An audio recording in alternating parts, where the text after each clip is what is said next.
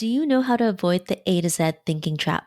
It's a major pitfall that keeps service based business owners trapped as a bottleneck of their business.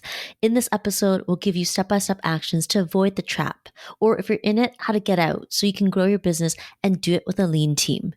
Tune in.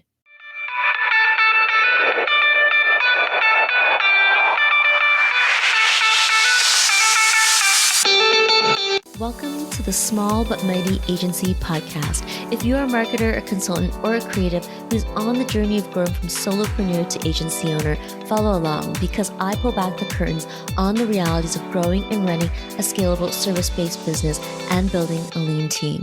I'm your host, Audrey Joy Kwan. I know what it takes to build an agency. Whether it's from solo to 3, 5, or 20, I've done it, including supporting an agency owner to sell and exit. I've coached and consulted over 120 marketers, creatives, and consultants, and I've been behind the scenes of 7-figure businesses. I also have a master's degree in communications specializing in organizational development. All this to say, I know what it takes to grow, lead, and operate a multiple 6- and 7-figure small but mighty agency. And here on this podcast is where we'll dive right in. Hi friends, welcome back to the Small But Mighty Agency podcast. We're in the middle of a series on intellectual property and how it will help you create a better business that is positioned to attract clients who want and are looking for fresh, creative, and innovative services, and to help you get out of being the bottleneck in your business. We're talking about intellectual property in a service-based business. Finding and developing your IP is strategically important, and I want to help you avoid the traps. Externally, IP makes it easier to market your business apart from others. And internally, it helps you grow your business without you being the bottleneck. Part 1 covered how intellectual property can transform your service-based business. In Part 2, we identified the foundations that make developing IP easier and help differentiate you in the market. I'll link both episodes below in the show notes. Today, let's work on finding the intellectual property that is hard to see in your business. It's typically hard to see because you're so close to the work.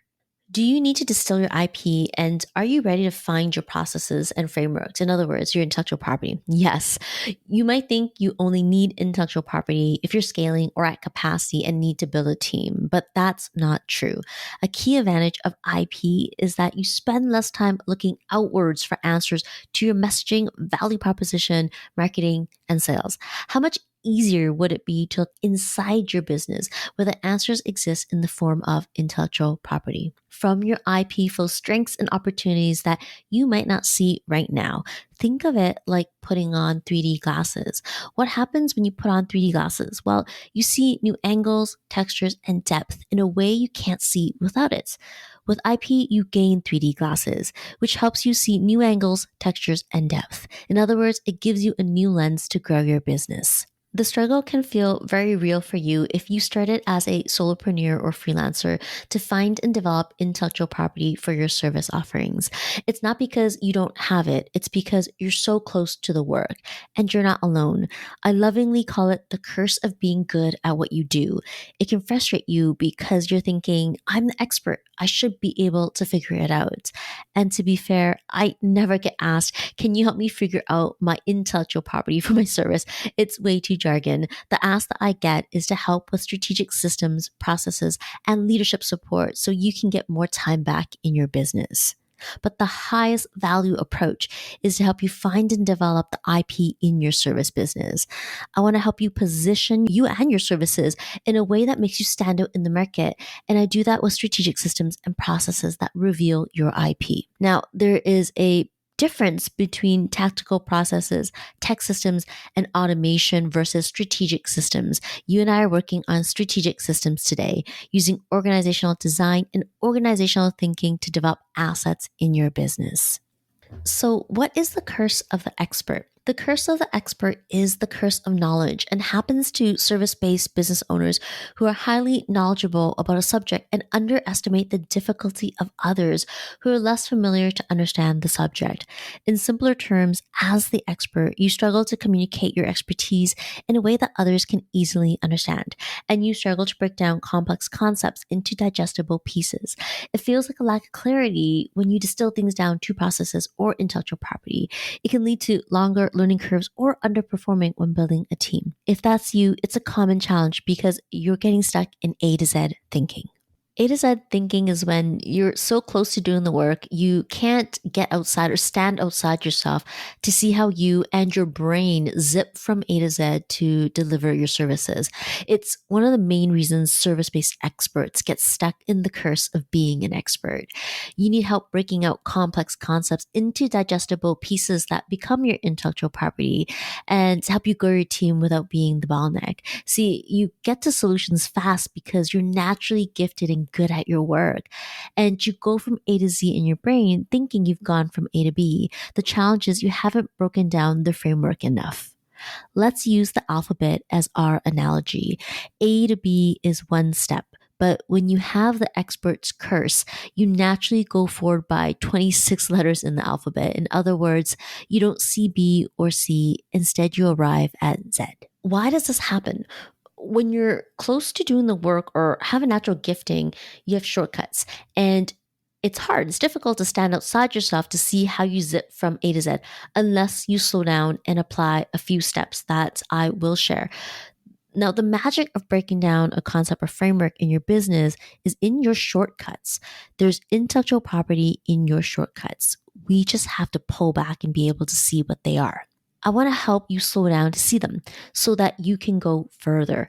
Slowing down is not stopping. It's getting to the stage of business where you know you need to prioritize specific strategic activities if you want to grow your business and thrive now and into the future.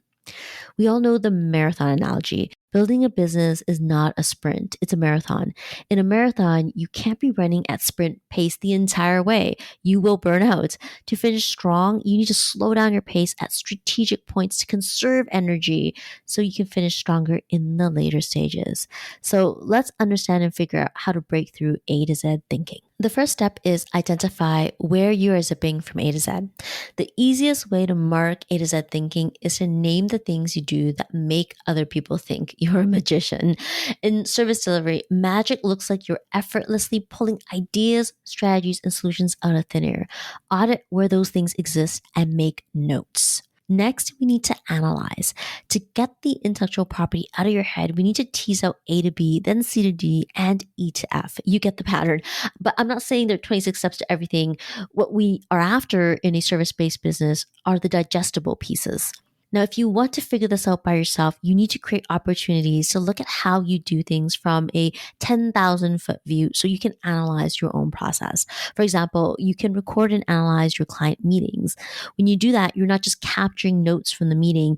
You need to get into the headspace of analyzing and exploring what you did so you can distill down what matters. Once you've identified and analyzed, now it's time to clarify. Let's define the milestones in your service. Milestones are the key checkpoints. It's the key activities that measure progress towards the delivery of your promise. Clarifying milestones helps you identify your roadmap for your intellectual property. Without the milestones, the results don't happen. So milestones are like pillars in your intellectual property. You have to know your pillars.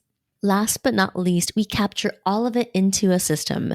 This includes the invisible work that goes unnoticed by clients but plays a crucial role in your decision-making process for service delivery. I call that the invisible workload. Your invisible workload is the research, analysis, and brainstorming sessions required to extract valuable insights, find solutions, and provide fresh perspectives to help clients thrive. It's investigating market trends, analyzing competition, and identifying opportunities. And it's the creative force behind the scenes, connecting dots and shaping strategies. It sets the stage for those big aha moments. Much of the heavy lifting happens in the invisible work, and the invisible work can get lost in translation when you are defining your intellectual property. The common challenge I see when working with my clients to strategize their service delivery system is how often they overlook the invisible work in their intellectual property.